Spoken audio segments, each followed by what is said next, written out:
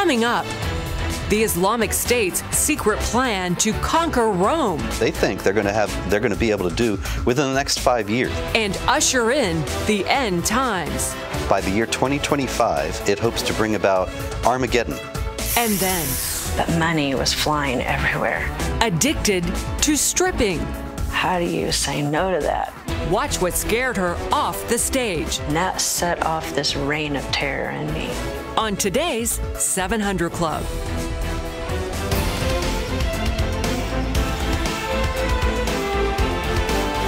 Well, welcome to the 700 Club. It looks like we ought to get our arcs out. I'm telling you. They say in South Carolina it's the worst rain in 1,000 years. That's what the governor said. She called that historic rainfall in the Palmetto State. And it's leading to devastating floods, with state officials telling people to stay off the roads. Some areas have seen more than 2 feet of rain, with power lines down in places and thousands of homes without power. Ephraim Graham brings us the story. The East Coast storm has claimed the lives of at least 7 people. But I was scared we couldn't get the car out, so I started on foot. I thought we were going to die. And here in South Carolina, police are still at work rescuing people from floodwaters this Monday, following hundreds of rescues this weekend. We had a mother and her child stranded. A rescue worker tried to get to him. He got stranded, and so we used an aerial rescue to go get all of them, and then started picking some people off rooftops. Record-breaking rainfall has covered roads and bridges around the state, canceled classes, and closed schools. We haven't seen this level of rain in the Low Country in 1,000 years. That's how big this is. From historic flooding to furious winds, this weekend's 1-2 punch of wicked weather prompted states of emergency, not only in South Carolina, but North Carolina, New Jersey, and Virginia. Just because the rain stops does not mean the danger is over. South Carolina can't even begin to count the cost of the damage or what people need in this disaster. It's tough because everything that I own, that I know of, has been destroyed. All my memories, everything that I've worked for. That is just one reason why Operation Blessings teams are there, working with South Carolina School of Leadership and area churches to assess the damage and bring aid to those who need it. Ephraim Graham, CBN News. Well, our prayers are with the people down there, but Operation Blessing is on the scene. They're helping. They're bringing in fresh water, of course. They're bringing in food. They're bringing in clothing, blankets, whatever they need to take them through this terrible, terrible emergency. If you want to be help our dear friends in South Carolina, you can call 1-800-759-0700, Operation Blessing International, or Disaster Relief Fund, CBN Center, Virginia Beach, Virginia, and we'll rush that to those people in South Carolina who are hurting so badly because of this dreadful rain. By the way, it looks like it's just the East Coast, but we've been having it here day after day after day. Well, in other news, that killer in Oregon reportedly said his goal was to serve Satan. You sort of wish the president had spoken about that instead of harping again, well, listen, we need gun control. You can get guns, but if you've got Satan motivating you, it doesn't matter what's going on. You're going to find some way of killing people. Well, John Jessup has that story from our CBN News Bureau in Washington. Here's John. Thanks, Pat. Witnesses say the gunman specifically targeted Christians and left behind a manifesto claiming he wanted to be a god in hell. That revelation comes as mourners came together for Sunday church services. And as Heather Sells reports, one pastor said a hero saved his daughter during the massacre. The grieving and the stunned made their way to church in Roseburg, Oregon on Sunday, looking for a focus to ease their pain and help make sense of a mass shooting that no one saw coming. Pastor Randy Scroggin says his daughter survived because 20-year-old Trevon Anspach fell on top of her after he was shot. I believe in the last moments that he had any conscience whatsoever, I believe he said, I am going to roll onto Lacey. Pinned underneath him, Lacey played dead and fooled the gunman. We believe that his blood saved our daughter's life. A new unconfirmed report from People magazine says the gunman left a manifesto that revealed his intent. The manifesto reportedly had 666 written on it, and the gunman said he wanted to, quote, serve darkness. This guy did this strictly for satanic purposes, the source told People.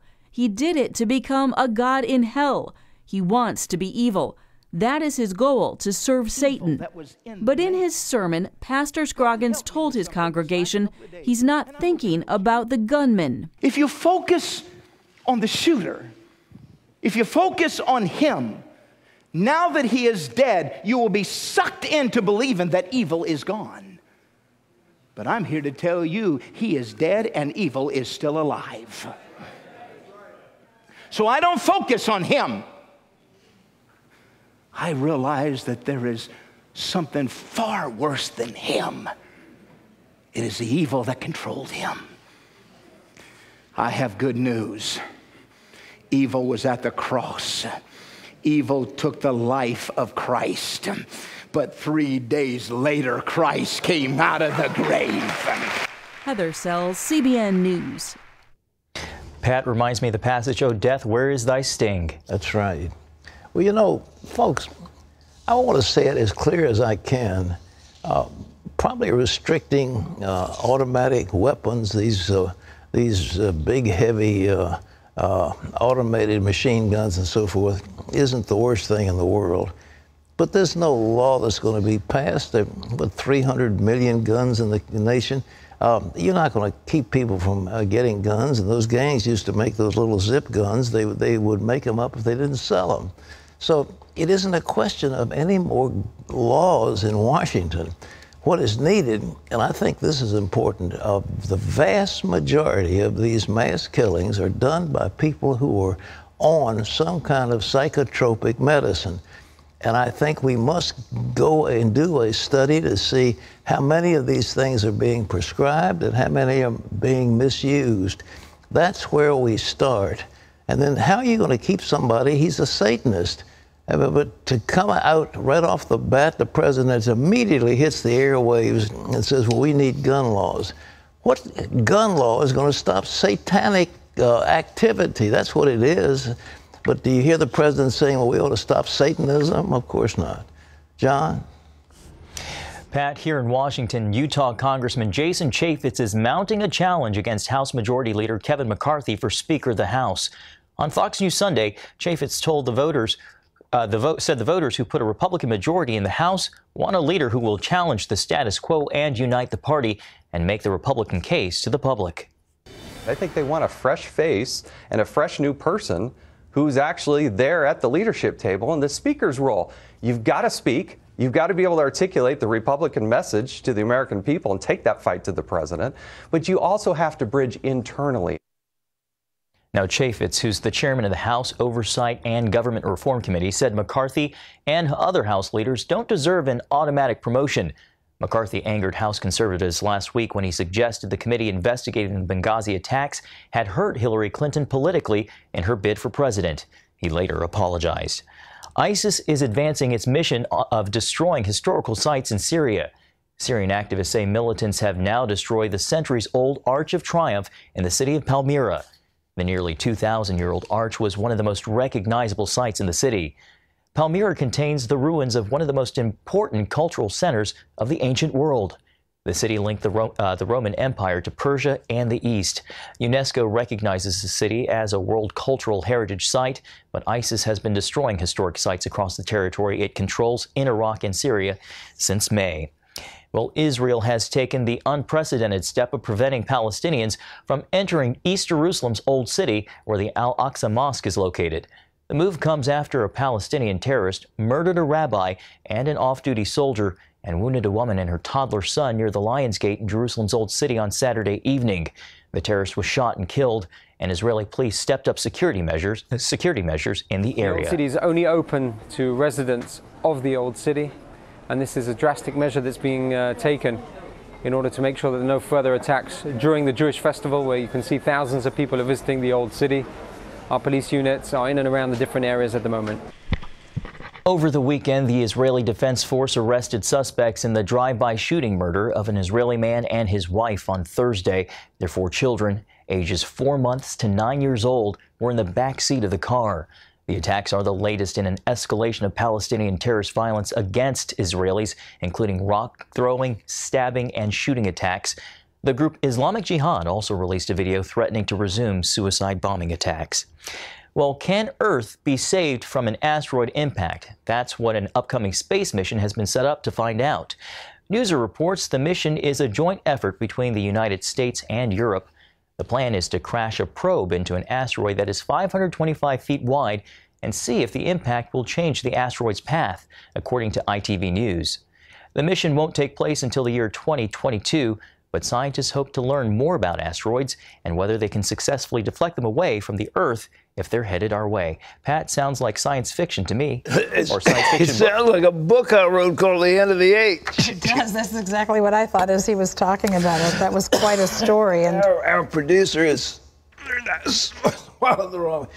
is certain that it's going to be a comet, not an asteroid, but it'll be an asteroid. It's just a big hunk of rock. In my fictional book, my novel, The End of the Age, it was a sixth of a mile. 1 kilometer is a six-tenths of a mile. And that was all it took to bring devastation to this planet we're on. So it won't take much. Those rocks are all over the sky. Terry. Well, up next, the Islamic State's plan to conquer Rome. They think that the conquest of Rome will be the complete sign of Islam's superiority over Christianity and defeat of Christianity, in which they think they're going to be able to do within the next 5 years, that is by 2020. Find out why ISIS is determined to conquer Rome and how they plan to do it.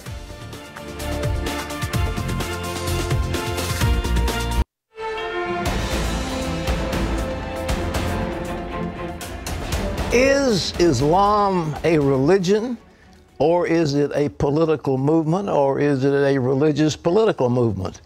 Well, you probably won't hear it from the major media, but one of the main goals of ISIS, or the jihadis, or whatever you want to call them, is to usher in the end of the world and the return of the Muslim Messiah they call the Mahdi.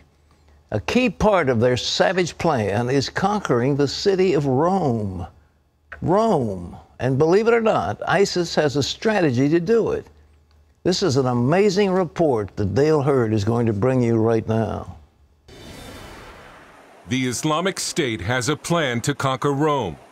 Yes, it sounds crazy, but ISIS believes the conquest of Rome is central to its mission and necessary to fulfill what Islam teaches was the prophecy of Muhammad and to prepare the return of the Muslim Messiah, the Mahdi.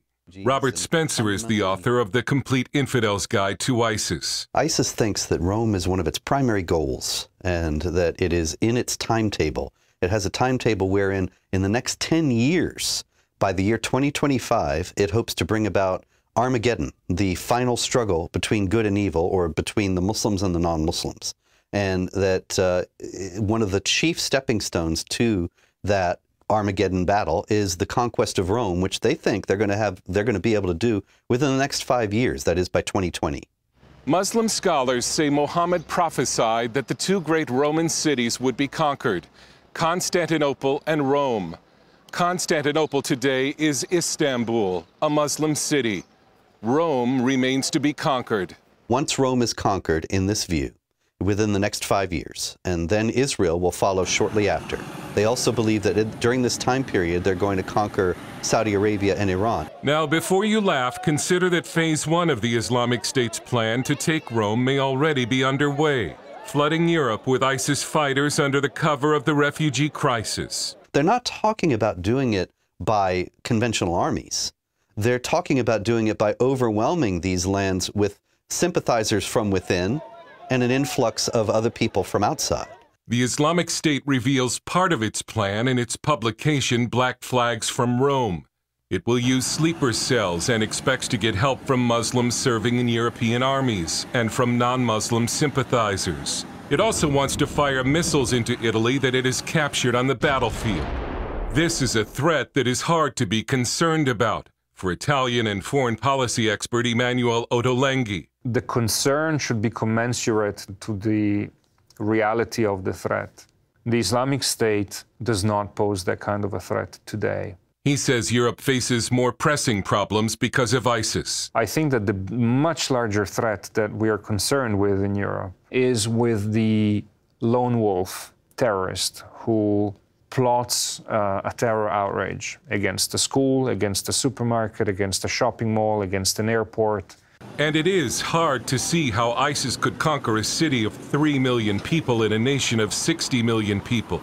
But it is not hard to see ISIS attempting it. The conquest of Rome has been a primary goal since the beginning of the Islamic State. They think that the conquest of Rome will be the complete sign of Islam's superiority over Christianity and defeat of Christianity. They also see the fall of Rome on an eschatological timeline that will culminate in a battle near Dabiq, Syria, their version of Armageddon. And they think that once this battle takes place at Dabiq, this final battle, which they see coming in by 10 years from now, in 2025, that the Muslims will battle the non-Muslims in this town in northern Syria, and then Jesus, the Muslim prophet, and the Mahdi will return to the earth, and they will together conquer and Islamize the world.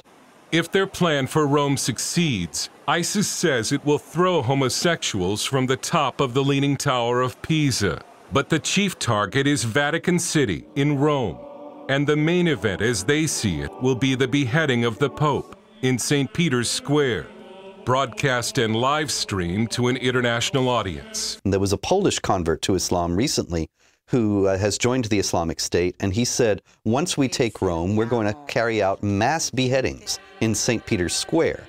And so this is the plan, to convert St. Peter's Square into a huge site of executions of people considered to be the enemies of Allah, chief among them the Pope, in order to cow and frighten the rest of the world into submitting to their rule. It's a plan that for now has little chance of success.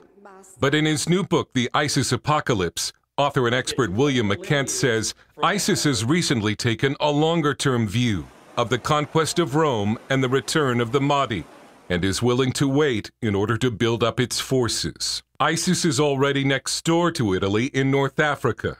More importantly, Islamic State fighters are almost certainly already inside the country, some posing as refugees, going about their lives, waiting for the day when the battle for Rome begins. Dale Hurd, CBN News, Rome. Thanks. A very insightful piece. You probably didn't heard about it, and it's kind of fanciful. You wonder, how could something like this happen? Well, how could those crazies take over the better part of Iraq and Syria? And you might have heard the testimony of General Petraeus, the former head of the CIA, when he was standing before the Senate committee, talking about the terrible threat to the world that there exists in Syria right now. And this is something that, you know, when a great power like the United States decides not to act, you never can tell who is going to fill the vacuum, and we've certainly left a vacuum. Ladies and gentlemen, we have a book that I've told you about before. It's very well researched, very well written by people who are scholars in the Quran and in Arabic thought. It's called Islam, a Religion of Peace or War. You really need to get a copy of it to see what's happening, because it'll lay out for you. But this ISIS is doing nothing but taking exactly the playbook of Muhammad as outlined in the Quran. This isn't something new. It is something that the founder of that faith or that political system or whatever spelled out very clearly in the Quran and the writings called the Hadith. It's all here, and you can see chapter and verse. You can get a copy. We'll give you free. 1-800-759-0700. Call right now. You can get your free copy. Terry. Well, coming up, confessions from a stripper. It's glamorous, and this attention's on you. And the money, you know, when someone's laying down $100 bills at your feet, how do you say no to that? It's like a drug. I mean, it turns into an addiction. See how she finally kicks the habit after this.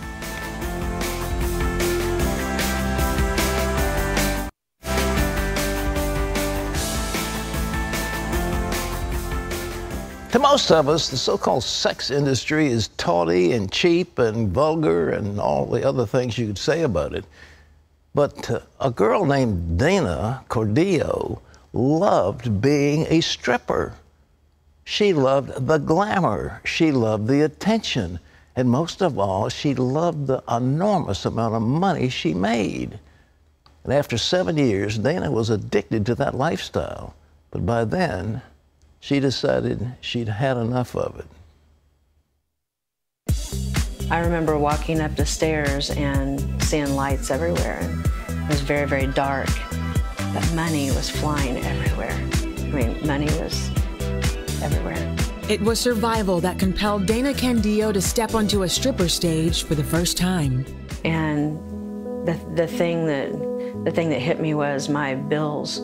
The things that I needed money for, those things were no longer my problem. Dana grew up in Independence, Missouri, where she lived in poverty. Her mom was a teenage drug addict and alcoholic, and her father was a convict. She felt no one cared. Then, at age 8, she was sexually abused by an acquaintance of her mom's. Just shattered, total brokenness. I felt like something was wrong with me. But that only deepened her need to be loved and accepted. By age 12, she found it through partying, drinking, and using drugs. And I'm searching anywhere for love, for attention, for someone just to notice that I existed or to care. In high school, she started getting work as a model and entering beauty contests. She liked the money, and finally, she was getting noticed. When Dana was 17, the owner of a tanning salon she frequented approached her about entering bikini contests. She agreed, only to discover later he had other plans for her. And the next thing that I knew, he began calling my house, and there was harassment, coercion, manipulation, started talking to me about dancing. The amounts of money that were being talked to me about was difficult to say no to. He booked Dana at a strip club in Nebraska. Her first night on stage led to 7.5 years in the industry. You feel like it's glamorous and this attention's on you. And the money, you know, when someone's laying down $100 bills at your feet, how do you say no to that? It's like a drug. I mean, it turns into an addiction. She later married and had a baby, but the marriage ended in divorce, and Dana, now a single mom, had to keep dancing to make ends meet. A few years later, she became pregnant again and had an abortion. I didn't know what to do because I was absolutely overwhelmed with feelings of fatherlessness. How could all I could think about was how could I bring another child into this world and allow them to feel like I felt like unwanted and not have a dad. I was probably in the deepest, lowest part of my life at that point. And I started thinking about, I had a 4-year-old daughter. What if I'm her role model? What if she decided to follow in my footsteps? And that set off this reign of terror in me. One day she got a call from her mother. She had become a Christian and invited Dana to church. She completely gave up cigarettes, alcohol. It's like miraculous.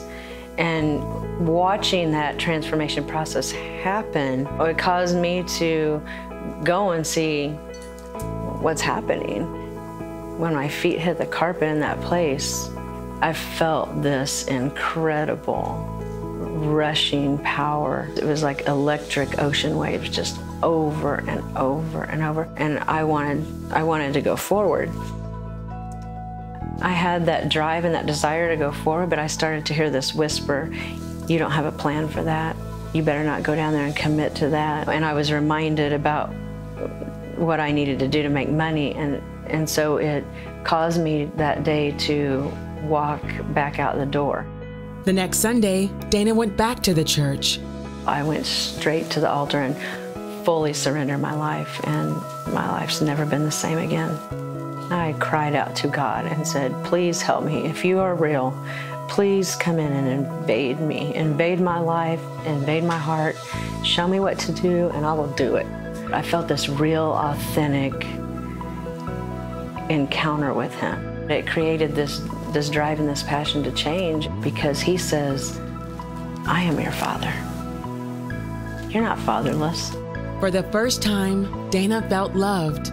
She never returned to the stage and went on to earn her bachelor's degree in science and became a registered nurse.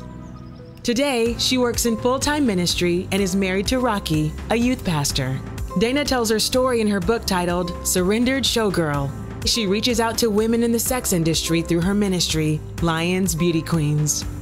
God is so great. I mean, if he could take a messed up girl like me that was in that deep of a pit, and he could somehow miraculously reach down and he says, girl, I've got you. I'm gonna pull you out of this thing. And if he can do that for me, he can do that for anyone. In a pit. It's a pit. It's nothing glamorous. It looks so glamorous. And some girls think, well, it's so glamorous. It's glamorous to be a porn star. It's glamorous to be a exotic dancer. It's glamorous to be in movies. It's glamorous to do all this. It's not glamorous. It's a facade. It's all smoke and mirrors. And Dana realized that she was in a pit. And God Almighty didn't condemn her. You know, it'd be so easy to say, well, look, you loose woman, you whore, you prostitute, you whatever, and condemn her. But the Lord said, I don't condemn you. I love you. And I'm going to make you something beautiful because I see in you something beautiful. And you see, God sees in you something beautiful. You say, but you don't understand. My life is filled with drugs. I've been involved in all kinds of relationships. I've had multiple abortions. God couldn't take me. Yes, he can. And will he forgive you? Yes, he will. Because he loves you. You're created in his image. And God Almighty would have died. If you were the only person on the face of the earth, Jesus Christ would have gone to the cross and died for you. You're that special. You say, well, you don't understand. Do you realize Mary Magdalene is one of the heroines of the Bible, and she had 7 demons cast out of her, and some thought that she was a prostitute. We don't know for sure, but she was demon-possessed and probably an evil person. But she was the one that the Lord appeared to after his resurrection. She was favored. You see, God forgives these things that come up in our lives. He's not going to hold it against you. He wants you to be whole and to be part of his family. Now look, if you'd like that, you'd like to be clean, you'd like to feel good about yourself, you'd like to have all that stuff in the background taken away and wiped clean, have a fresh start. Well, if you would, I want you to pray with me right now. I don't want you to go anywhere. Just be still. Bow your head right now. And I want you to say the words that I say, but I want you to mean them as you say them in your heart. Bow your head right now. These words, Jesus, that's right. Jesus, you know me. You know the filth. You know the darkness. You know the evil that has come upon me. You know the evil I've participated in. You know what I've done to hurt others. You know what I've done to hurt myself. And you know how I've been far away from you, Lord. But right now, I want to come home. I want to come home. I want to come to the Father's house. Cleanse me, Jesus. I take you as my Lord, and I take you as my Savior. And I thank you that you died for me. Come into my life. And from this moment on, I am yours. Thank you, Lord. Amen. Well, if you prayed with me, I'm going to give you something that will help you. What's next? Well, it's a very important thing. You just made one of the most important, or the most important decision in your life. But I want you to grow in that. And it's a little booklet called A New Day. It's got a CD in here that has 73 minutes of concentrated teaching about what to do next. And I want you to go to your telephones and call in and say, I just prayed with Pat. I gave my heart to the Lord. You need to establish what you've done. The telephone number is right there on your screen. It's 1-800-759-0700. And somebody's there who loves you. Somebody's there who understands. If you want further counseling, you want to talk to somebody about your problems, just pick up the phone and call. But call right now, because somebody loves you on the other end of the line. Terry? Well, Pat was just talking about materials to help you begin your faith walk, but still ahead, apps to help you grow in your faith. We're going to check them out on our Emmy-winning series, Digital Download. That's coming up later on today's 700 Club.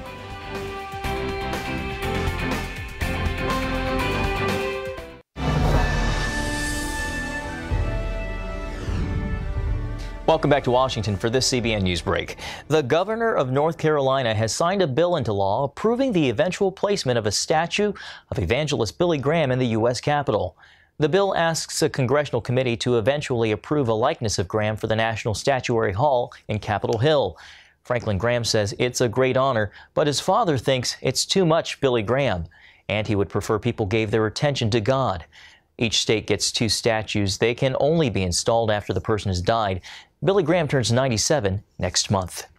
CBN is using Superbook to reach children in the Middle East. The United Nations estimates there are over 4 million Syrian and Iraqi refugees.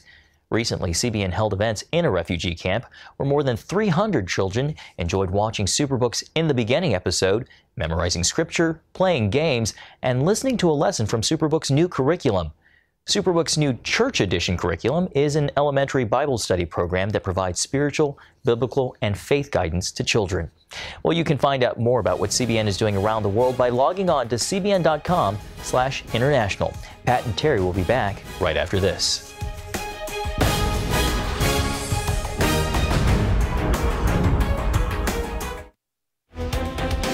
To see this week's top on-demand videos, go to cbn.com.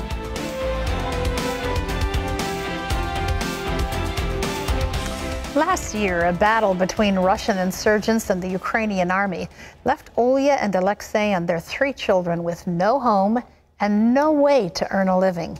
In the blink of an eye, they lost everything. This family was destitute until they received help from people like you. For 3 months last year, the village of Slavansk in East Ukraine was held captive by pro-Russian separatists. In the wake of the fierce battles, many people were left homeless and without hope. Alexei and Olya Sukaparova and their 3 children were away when a shell destroyed their home. We ran back and saw our house in flames. We immediately realized that we wouldn't be able to save anything. In the blink of an eye, we were left without a roof, or clothing, or any of our belongings. They even lost their livelihood. Olya's sewing machine and Alexei's construction tools were destroyed in the fire. There is no one to help me. I asked my neighbors for help, but they said, "We can give you just a shovel." When CBN's Orphans Promise heard about the great losses suffered by the Sukaparova family, we wanted to help. Neither Olya nor Alexei imagined help would mean a brand new home. On New Year's Eve, Alexei and Olya rang in the new year with a joyous housewarming. Their home is the first in Slavansk to be fully rebuilt. The house is ideal, warm, cozy, and nice. The family received all the furnishings to make their new house a home. We also gave them new tools so they can find work. I would not have been able to do anything without all your help. Thank you. The couple was so moved by the generosity of Christians, they both accepted Jesus Christ. I am very glad that my soul is opened now, that I have accepted Jesus Christ. We have never seen such kind-heartedness before. We were helped by people who did not even know us. Thank you so much. That's the way it is with CBN Outreaches, you know. We are helping people around the world through things like you just saw with the Orphans Promise, through digging wells and providing clean water, through education for people, through providing food if that's what they need, but always, always in the name of Jesus Christ. And that's where people get set free. And it's why we ask you to be a part of what we're doing. Would you join us? Join the 700 Club. It's just 65 cents a day. That's $20 a month. But when you join with us, you'll be joining with thousands of us who are out to change the world. So when you join, our way of saying thank you for caring about other people is to send you Pat's latest, The Transforming Word, Verses to Overcome Fear and Experience Peace. And this isn't just a DVD or a CD, it's both. We want you to have an opportunity to watch with your family, to listen in your car or wherever it's best for you. But it's filled with the Word of God, and it's so encouraging. There's a lot in the world today, whether it's happening in Ukraine or Syria, wherever it might be in your very own world, that can be very discouraging and frustrating. The Word of God invades that and brings you hope in the future. If you join 700 Club Gold, maybe you're already a 700 Club partner. If you go up to the Gold level, that's a gift of $40 a month. We want to send you not just the Transforming Word for yourself, but we're going to send you 2 extras that look like this, so you can share with family and friends. Some of you are Gold Club members. Could we ask you today if you'd consider going up to our 1,000 Club level? That's a gift of $84 a month. And we just want to say thank you in advance. We'll also be sending you one of these for yourself, one of the Transforming Word, and 4 more to give away. It's our way of saying thank you for standing with us, for caring about other people, and we appreciate your compassion and your generosity. So the way to do that is to call that toll-free number on your screen. It's 1-800-759-0700. Just say, I want to join the 700 Club. Tell us what club level you want to join at, and we'll get the Transforming Word out to you right away. Pat? That's wonderful. Well, still ahead, we're going to answer your email questions.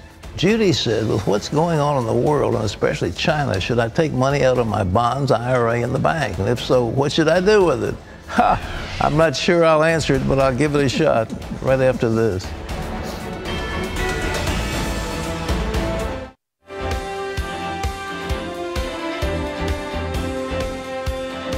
Well, carrying a Bible to church is no longer the trend.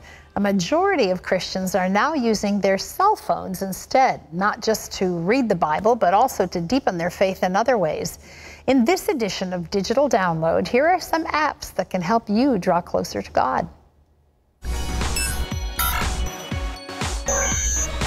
Welcome to this edition of the Digital Download, and today it is all about that app.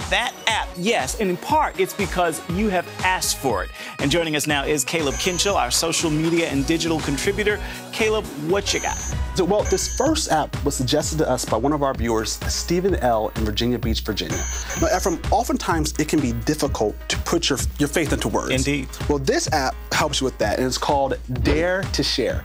Now, what's interesting about this app is that it's based off of a spoken word by the artist Propaganda.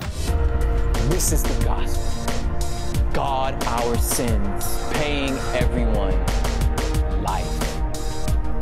That's life in 6 words. So how does the Dare to Share app work? First off, it has 5 different points.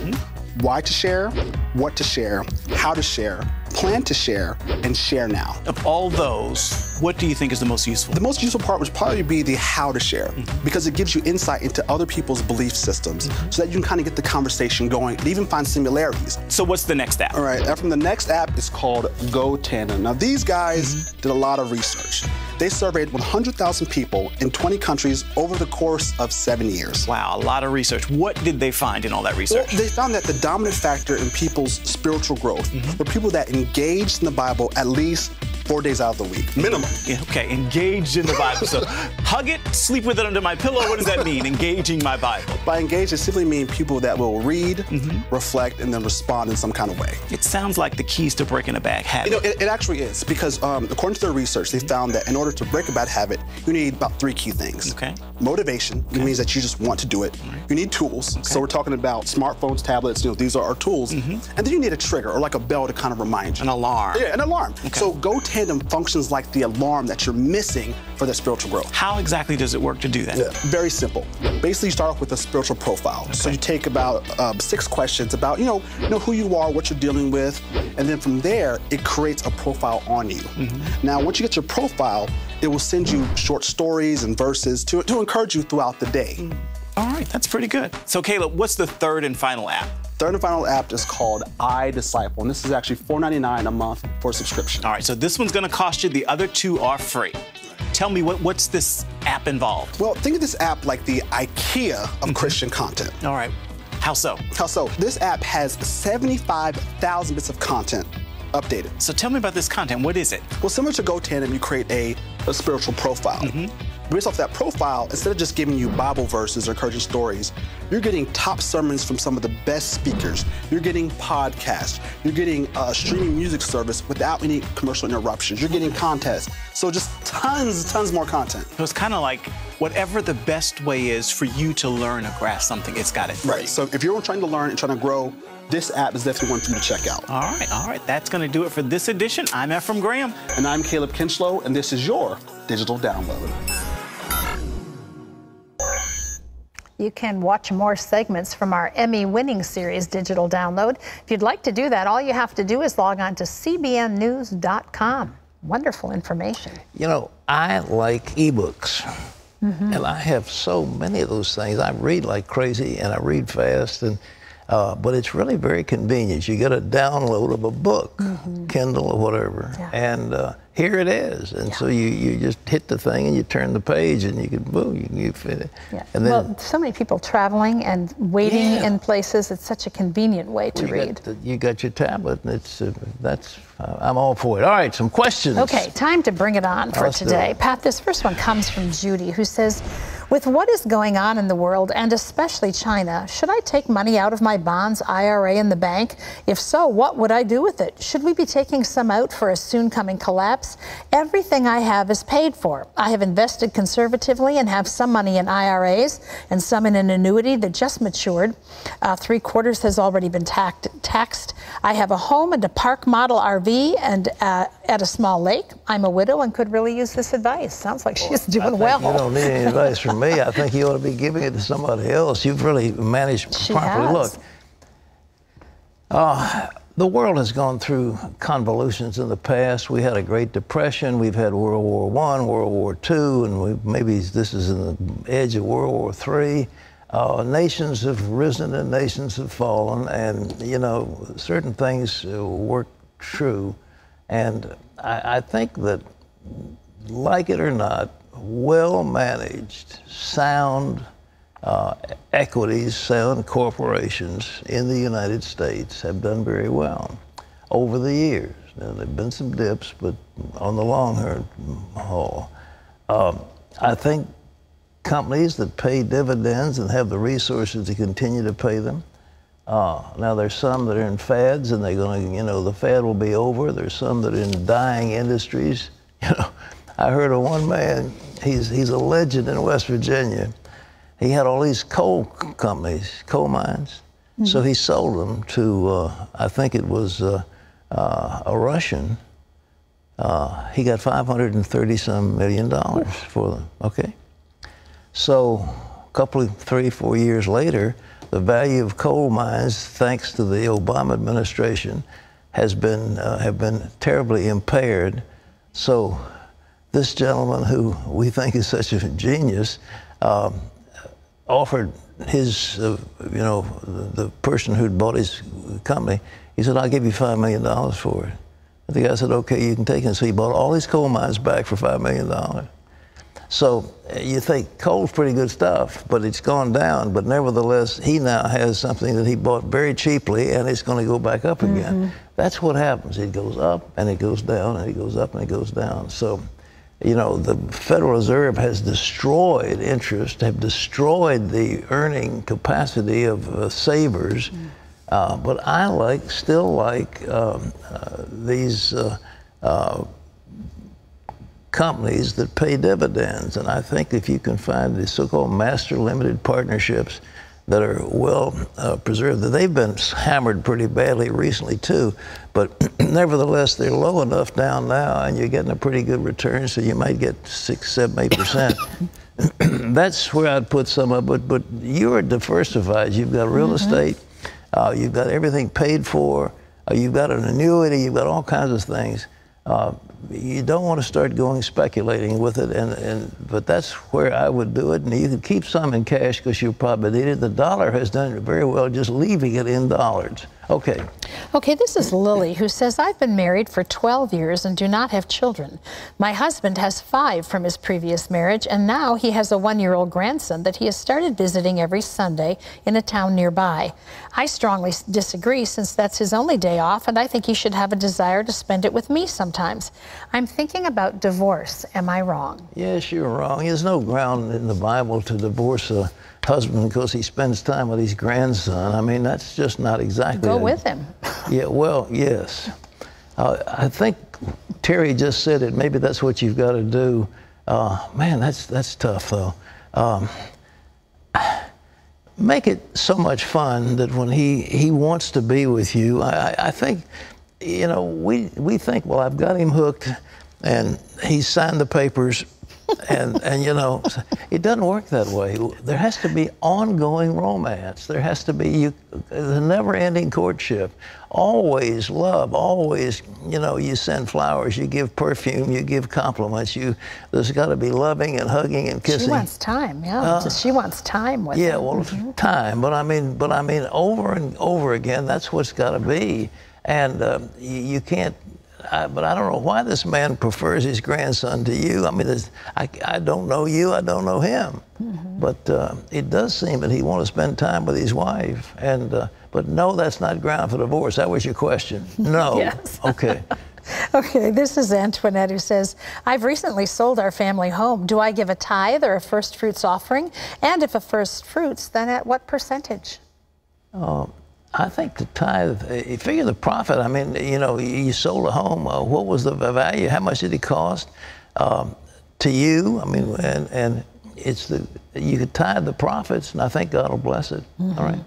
This is Jesse, who says it seems like the local church promotes a larger social distance between married Christians and single Christians. I'm referring to married men and single men and married women and single women. I've heard the reasons for this is that a single person can be a destabilizing presence to the marriage of a married person. How can a single Christian serve God in the local church without being limited by marital status? Well, I think they have classes and fellowship groups for married people and singles.